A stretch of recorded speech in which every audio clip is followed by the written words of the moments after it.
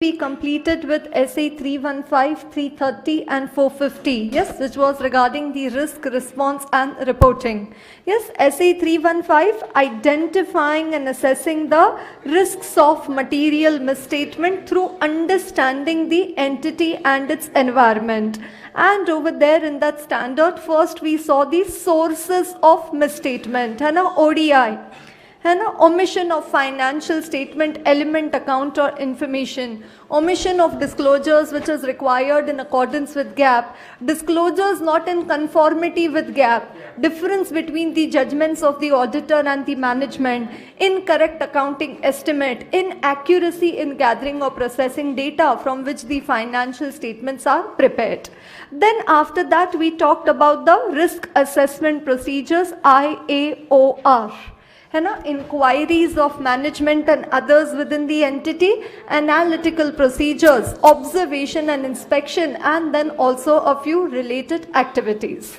Then after that, understanding the entity and its environment, you need to understand 6 things. External, internal, then the past, the future, and the accounting system and the internal control system. External, the industry, regulatory and the other external factors. Internal, the nature of the entity including its operations and ownership structure, governance structure.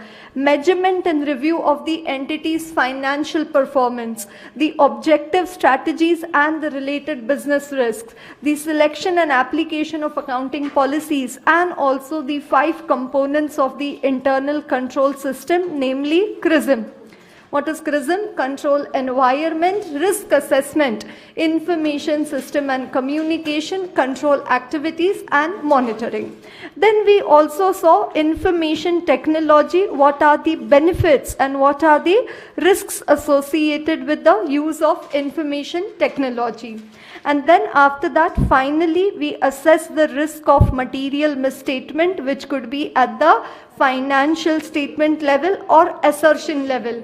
And further, what did we study? Okay, assertion level, further you need to check which assertion is the risk. Right.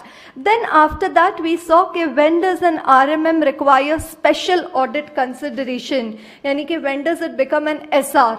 And a significant risk. When the risk is a risk due to fraud, related parties, complexity of the transactions, unusual transactions, significant measurement uncertainty, or significant changes in the economic regulatory environment. And then we saw some examples of conditions and events that may indicate an RMM.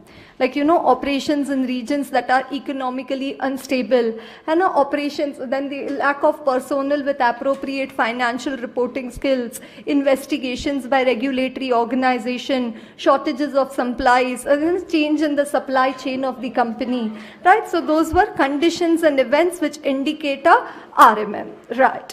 Then after SA 315, we came to SA 330, the auditor's responses to assess risks. So first in the standard, we talked about the overall responses to the RMM at the financial statement level. And we said more.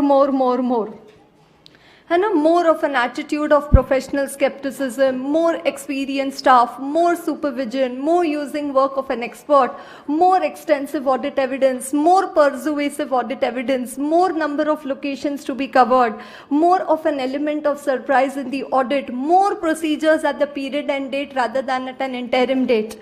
And it says a combined approach of TOC and substantive would be an effective approach. Right. Then after that, we talked about tests of control and substantive procedures. What if you've performed TOC in the previous audit and that there is no change in control since they were last tested? Then its standard says that auditor, you need to perform the retesting of controls at least once in every 3rd audit. If based on understanding of the entity, there is no change in control since they were last tested, the auditor should perform the retesting of controls at least once in every 3rd audit. So 1 audit you did TOC, 2 audits you can go on a holiday. Then again the 4th audit you will have to do TOC. Again 2 holidays, then again TOC. However, what are the circumstances which will warrant the auditor to reduce the period of retesting of controls? Weak control environment, weak monitoring of controls, weak general IT controls, changes in the personnel, changes in the circumstances, nature and size, and also inappropriate manual intervention. And then substantive procedures, we have 4 prakar.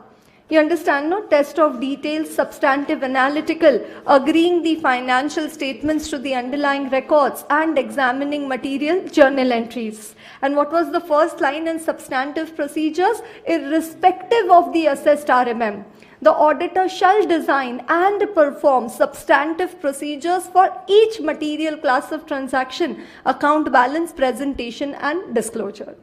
Right, so substantive procedures, and why are we performing? To obtain the sufficient appropriate audit evidence. What if you don't get the sufficient appropriate audit evidence? Then attempt to obtain further evidence by performing alternative procedures. What if you still don't get the evidence? Then qualified opinion or a disclaimer of opinion. Right, then in SA 330 they have also described what do you mean by nature, timing and extent of audit procedures. कि कैसे check करना है, कब check करना है और कितना check करना है.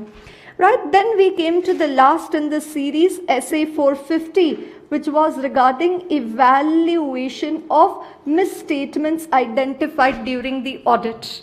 है ना, identified misstatements, uncorrected misstatements, corrected misstatements, factual misstatements, judgmental misstatements and projected misstatements. Right, then we said step 1 in the standard, auditor accumulates all the misstatements identified during the audit other than those which are clearly trivial.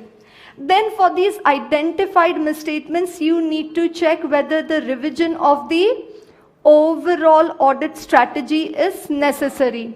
Yes, the audit strategy may require revision. 1, if the misstatements have already exceeded materiality or where they may exceed materiality.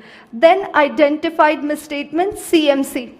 है ना, communicate to management and request to correct. Now what is there with you? Uncorrected misstatements.